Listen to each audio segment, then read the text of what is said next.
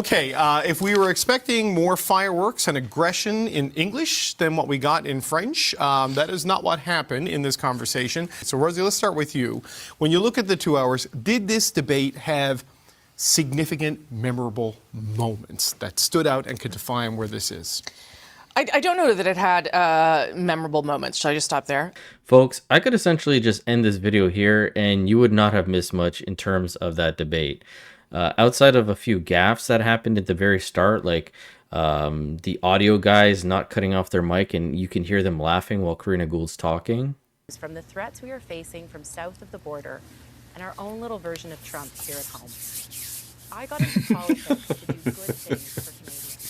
And with a decade of experience, I know. At one point on CBC, the marquee for Mark Carney's name was actually Frank Baylis. I have a plan. A plan that puts more money back in your pockets. A plan that makes our companies more competitive. A plan that builds a strong economy that works for you. Canadians are ready to stand up for their country.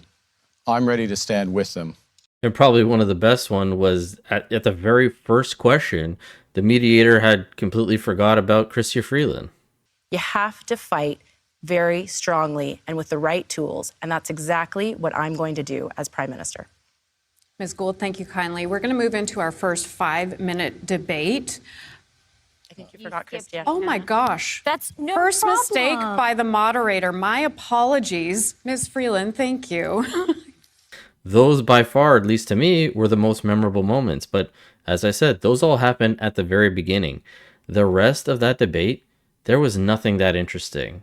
And if you're a liberal who was watching that, I don't know how you guys could be excited for any of those options. Now, with that being said, we are going to break down a little bit of this debate. First off, some of these candidates said some wild things, like Chrystia Freeland talking about us partnering with other countries so that we had nuclear power in case the U.S. wants to attack us. It's a great question, because what is different about this unleashed and empowered President Trump is he is clearly threatening our sovereignty, and we need to respond. For the first time, the U.S., rather than guaranteeing, for the first time since the Second World War, rather than guaranteeing the rules-based order, the U.S. is turning predator. And so what Canada needs to do is work closely with our democratic allies, our military allies. I've been foreign minister. I know how to do that. That's why I would start with our Nordic partners, specifically Denmark, which is also being threatened, and our European NATO allies. I would be sure that France and Britain were there, who possess nuclear weapons. And I would be working urgently with those partners to build a closer security relationship that guarantees our security in a time when the United States can be a threat. And I would also, crucially, reach out to our Asian democratic partners, Japan, South Korea, Australia. They need to be part of the conversation too. We need to be ready for a world where the U.S. is not the leader of the free world anymore. Canada can be and must be a leader in building this new order. Our allies are looking to us. And if we do this, we'll make ourselves safer as well. Okay, Freeland, so I guess having Paris and the UK across the water there is going to really help us when our literal neighbors decides to just shoot a nuke or a missile over and wipe us out. Paris and the UK are really top-notch allies to help us with that. Another ridiculous thing she keeps bringing up is this 4-year-old from Saskatchewan who's asking her if she's going to stop Donald Trump. Ms. Freeland, you're up next. A few weeks ago in Saskatoon, I met a 4-year-old girl named Ari. She asked me, "Can you stop Trump from invading Canada?" Ari is a smart girl, and she's asking the right question.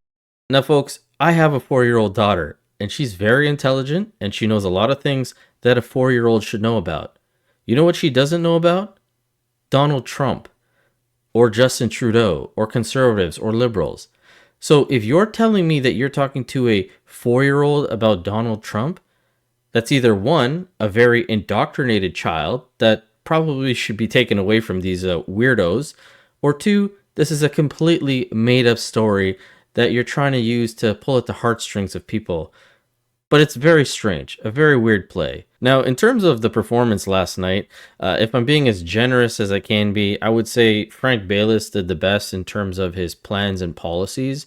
They seem pretty thought out. He expressed what he would do in terms of NATO or defense spending, how it would take, X amount of years, and this is how he would do it. He talked about the tariff situation and going down to actually Mexico, meeting with the Mexican president, discussing how they could work together, as well as some of the other countries that will be affected by Trump, and see if they can rally them together. But the most interesting one that I thought that he talked about was the pipeline situation. He's actually talking about two pipelines, not just from east to west, but obviously expanding it out of our country to other places. So when we talk about productivity, one of the first places I'm going to look at is the federal government itself. That's when I talked about modernizing the federal government, one of my 3 priorities. I'll give you an example here. Revenue Canada is the biggest pain point for both individuals and businesses in trying to pay their taxes.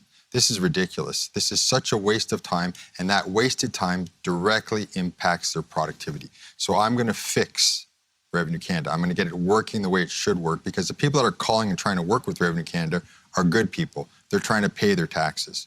Other things I'm going to do. I'm going to build 2 pipelines, 2 gas pipelines to get our great Alberta natural gas to the East Coast and the West Coast. That's going to have a huge impact on our economy. It's going to diversify us away from reliance just on the Americans. And yes, it's going to have a very positive impact on the world's environmental situation, because it'll allow our Asian and our European allies to come off of coal and oil and start using a much cleaner fuel, liquid natural gas, from Alberta. Now, obviously, the Conservatives have been talking about this for a while, so it's not like Frank's bringing this brand new idea that's impressing me. It's just the fact that he's very steadfast about it. He's not wavering like some of these other liberals where they're like, well, we could think about it, but we might not be able to do it, or this or that. He's just basically just saying like, no, this needs to be done and we need to do it. So I thought that was pretty refreshing. In terms of other performances, I guess Karina Gould did the best in terms of looking like a politician. She took a few jabs at some of the other candidates. And I want to play this little back and forth between her and Mark Carney as they were talking about productivity, because Karina Gould was basically calling out Mark Carney in terms of how he just looks at people as numbers. But one thing that I do want to mention, and Mark, I'm glad you talked about Paul Martin, because I know you were a really excellent Deputy Minister of Finance who did really good work, is that we also need to remember that the economy is about people. It's not just numbers or points on a graph. It's about how do we make the economy work for people. And Hannah, your question about productivity, what does that mean to the average Canadian when they're saying, I can't afford my groceries and I'm having a hard time paying my rent? We need to talk about the things that matter to Canadians, not because we're talking as politicians, but because we're talking as people who understand and experience what they're going through. Okay. And that's something that I bring to the table. Okay, one of the reasons why families have a hard time to afford their groceries is because we haven't had productivity. That's the issue. It's that their wages aren't keeping pace with prices. That's because they're not being given the right tools to work with. We're not working as smart as we should. So that's the challenge that we're talking about. And that's the result, and that's the connection. As Prime Minister, you need to make the connection between policies that make that difference that go to families. So both are connected. The job of Prime Minister is to connect with Canadians, and it's to ensure that you are placing the priorities of Canadians at the center of everything that you do. That's why tackling things like homelessness and housing affordability actually make people's lives more affordable. That's the job of being a politician. It's putting the human face on policy. Now, I do agree with Mark that productivity is an issue. Our wages have not kept up. The cost of living has just increased. Cost of products, essentials, all of that has risen. Tiff Macklin, the governor of the Bank of Canada, has expressed that, at least for the past year to 2 years, he keeps talking about how Canada needs to increase its productivity. We hardly have any competition in this country.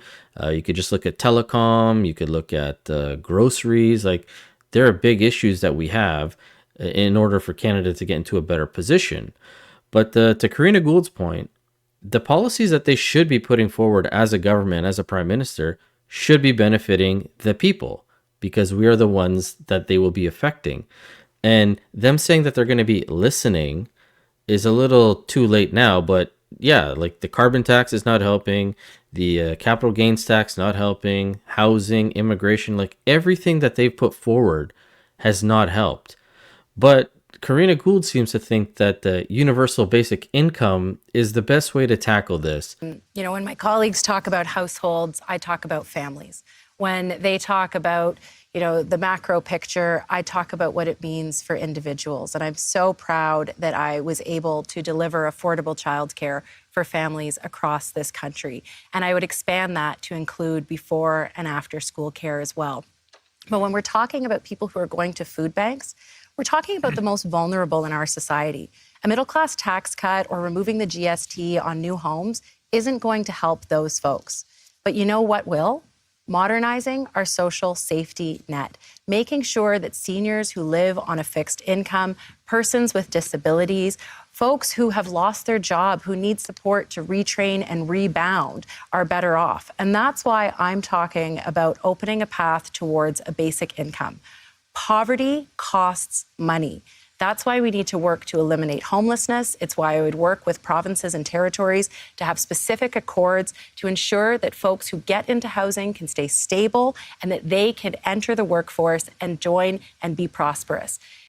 Now, that all sounds wonderful, but it has a lot of problems with it. And the last thing I want is the government to have more reach into my life. They've just announced this school food program, which means that they're trying to get involved in feeding your children. But where does it begin and where does it end? Do you have to be like dirt poor to qualify? But then if you make, say, $50,000 a year, you no longer are part of it? Do the very, very rich people get their basic needs also covered? There's a lot of problems with it. It does not increase productivity like they think it does. We could look to CERB as an example. A lot of people were getting checks that were either the same amount, if not more, than what they normally got at work. And there were so many people I knew that were either quitting their jobs or not going to work, just chilling at home, because their basic needs were covered. So as nice as it sounds, I don't think it's the way to go. But once we moved away from the debates, we started to move into the scrums with the reporters. And funny enough, this is where Mark Carney actually got caught in a big lie. Reporters reported on it that exact night where they fact-checked him. And then today the Conservatives came out and double, triple fact-checked him. Take a look. Bonsoir, Frédéric Plante with the Globe and Mail. You were the vice chairman at Brookfield Asset Management prior to The chair. I was the chair. Sorry. In the fall, they moved their head office from Toronto to New York. Did you approve of that decision, and what does this say about your commitment to growing Canada's economy and betting on Canada as for now? Okay. So two things. I'll just correct a few factual things. One, I was chair of Brookfield Asset Management. I ceased to be chair on the 15th, I think, of January. When I announced for leadership. Also ceased to be chair of Bloomberg as well. Ceased to be United Nations Special Envoy on Climate Action and Finance. Ceased to be a number of other things. So I resigned all my positions because I am all in for Canada, all in for this leadership, all in during this time of crisis to build our great country. Okay, that's the first thing. Second, the decision, the formal decision of the board, happened after I ceased to be on the board. I do not have a connection with Brookfield Asset Management. No longer have a role, obviously, as I resigned in the middle of January. All right, that is the final candidate everyone. to take the microphone. Mark Carney, former Bank of Canada governor. My colleague Michael Couture was listening in there. Mike, I'm getting a number of messages, and I could be wrong, but saying that answer on Brookfield, which is, of course, a criticism that the opposition has levied against Mr. Carney that he chaired, as he chaired Brookfield. When it was deciding to move from Canada to the U.S., he says it happened after he ultimately resigned his post, but I'm seeing reports from November of the fall. So that'll certainly be something to look forward to tomorrow. Your thoughts in this last minute or so of how those scrums and ultimately the debate went for the candidates? So there you have him being fact-checked right after the scrum. I wish they had done it while he was saying what he was saying, but nonetheless. And then today the Conservatives came out and they made this announcement. Good morning. Last night, Mark Carney lied to Canadians. He lied to Canadians saying that his company, Brookfield Asset Management, only moved their headquarters from Canada to Donald Trump's hometown of New York City after he had resigned from the board. Now, we all know that Brookfield made that announcement on October the 31st, proving that Mr. Carney was lying to Canadians. But this morning, we can share with you a letter signed by Mark Carney on December the 1st. Now, this is days after, just days after, Donald Trump had threatened Canada for the first time with unjustified tariffs. Now, this letter says that the decision by the board, of which Mark Carney at that time was chair, was unanimous to move the headquarters and Canadian jobs to Donald Trump's hometown of New York City. And the letter implores shareholders, urges them to support the move.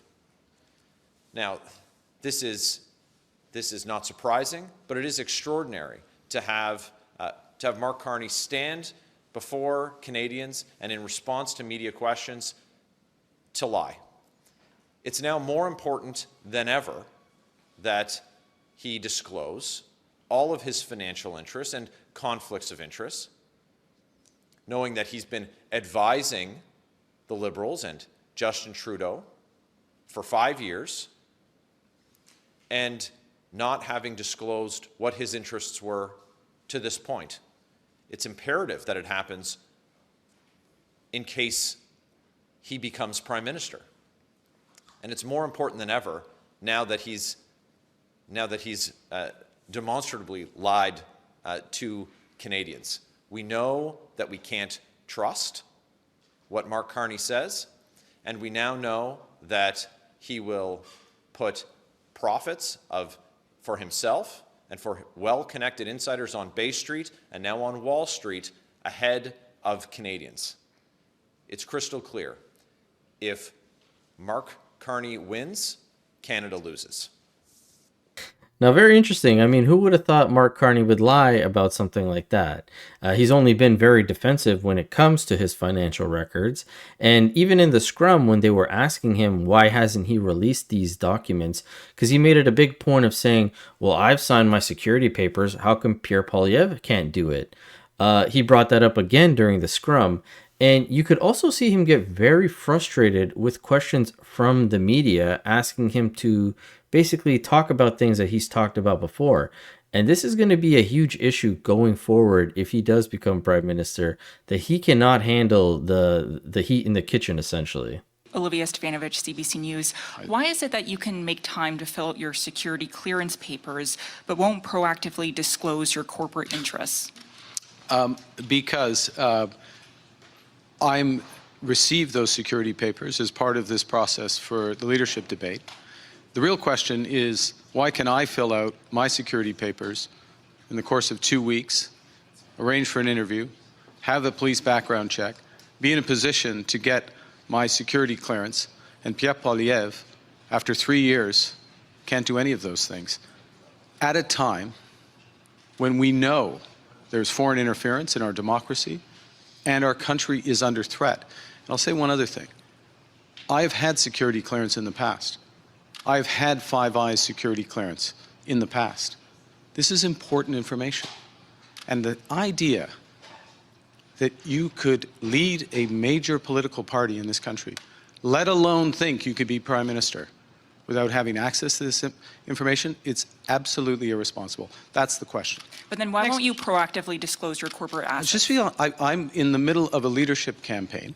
I will be subject to all the conflict of interest rules and the ethics rules. I will happily comply with all of them. It's a straightforward process. That will begin as soon as this process ends if I'm selected as leader of the Liberal Party.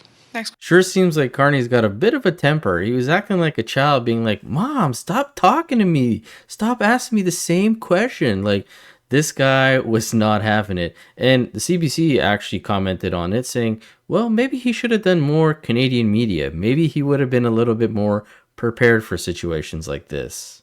Speaking as a journalist, obviously things that you would ask, a central banker, those are probably different interviews that you would get as leader of as a political party. And he is having to come to terms with the fact, Mark Carney, that sometimes you're going to get asked things that maybe you feel that you've already answered, or you feel that you've already expressed, and why are you still bothering me about this? And that's just part of the job, because until you give an answer that we deem acceptable, then that's just going to keep happening. And we did see him seem like he's getting his back up. And maybe if he has done some more of the media interviews with Canadian media throughout this cycle, that could have prepared him a little bit more for this whole thing that we're doing right now. Yeah, it never occurred to me that maybe he should talk to the Canadian media a bit more.